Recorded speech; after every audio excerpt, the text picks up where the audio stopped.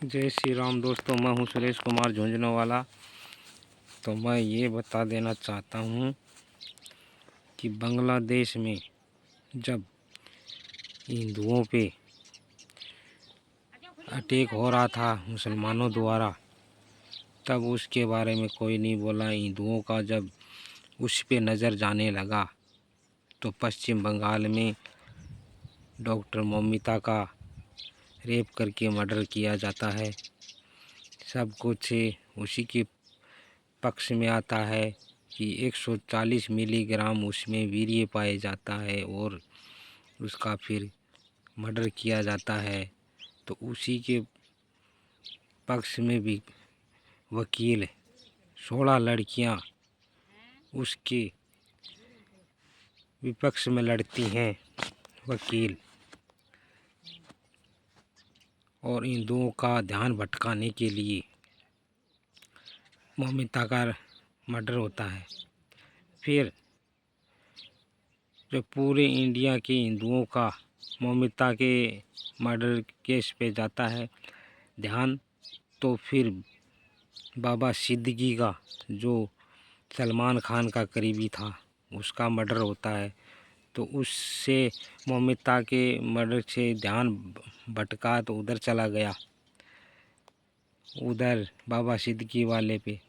तो उधर जब पूरे इंडिया के ध्यान उधर गया तो फिर ये कांड हो गया। ये 26 हिंदुओं को जाति पूछ पूछ के मारा गया। पैंट खोल के उनका प्राइवेट पार्ट चेक किया गया और गोली मार दी गई। और फिर औरत को नहीं मारा गया कि तू जिंदा रहे और मोदी को जाके बता। फिर इससे ध्यान भटकाने के लिए फिर अभी पश्चिम बंगाल में, ये मुर्शिदाबाद में, मदनीपुर में हिंदुओं पे अत्याचार हो रहा है। सबके घर जलाए जा रहे हैं, हिंदू पलायन कर रहे हैं।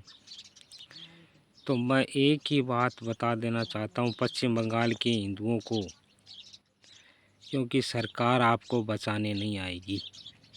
एक बात ध्यान से सुन लेना, उसके सामने डट के खड़े रहो।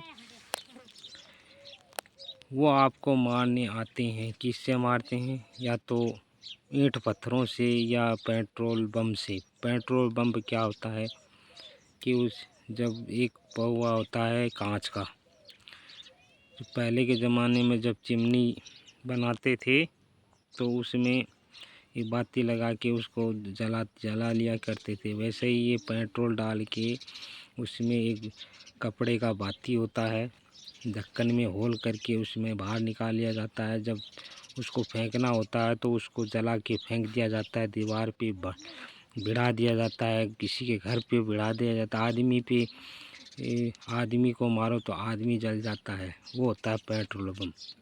कांच टूट जाता है और पेट्रोल को आग लग जाती है।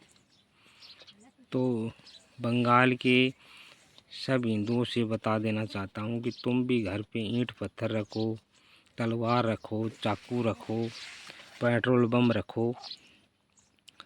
जो जैसा सामने वाला दुश्मन आप पे जो अत्याचार करता है उसी का बदला उसी के आधार पर लो। जो जैसा सामने वाला करता है वैसा ही आप करो। देखो, मरना तो एक दिन है ही है। जब भी आपके घर में आए, कितने आते हैं? 2-4 आते हैं। आप घर में कितने औरतें रहते हैं, कितने जेंट्स रहते हैं? तो ईंट पत्थर रखो, ईंट पत्थरों से औरतें प्रहार करो उन पे, और जेंट्स रहते हैं, आदमी रहते हैं, वो तलवार चाकू से, पेट्रोल बम से वार करो उन पे। कोई नहीं आएगा साला। भागने से तो अच्छा है किसी को दुश्मन को मार के मरो। हाँ, घर जला दिया तो उनका घर जलाओ, मर जाओ। जैसे बांग्लादेश से शेख हसीना को भगाया था। शेख हसीना अच्छी मुख्यमंत्री थी, वो सबका साथ सबका विकास वाली मुख्यमंत्री थी। हिंदुओं का भी सपोर्ट करती थी, मुसलमानों का भी सपोर्ट करती थी। तो मुसलमान को पसंद नहीं थी क्योंकि वो हिंदुओं का सपोर्ट करती थी। तो मुसलमान को पसंद नहीं है जो हिंदुओं का सपोर्ट करे। इसीलिए शेख हसीना को भगाया गया था। तो वैसा ही आप करो ना, शेख हसीना को भगाया बांग्लादेश के मुसलमानों ने, तो वैसा ही पश्चिम बंगाल के हर हिंदू से मैं कहना चाहता हूँ कि आप भी, कहाँ रहती है वो ममता बानो, उसके घर पे अटैक करो, वो भी भागने पे मजबूर हो जाएगी। कितनों को मारेगी वो, कितनों को मरवाएगी।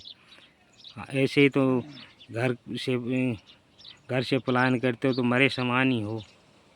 तो इससे अच्छा ये ममता बानो को भगा के मरो, उसके सामना करो, तो कितने को मरवाएगी।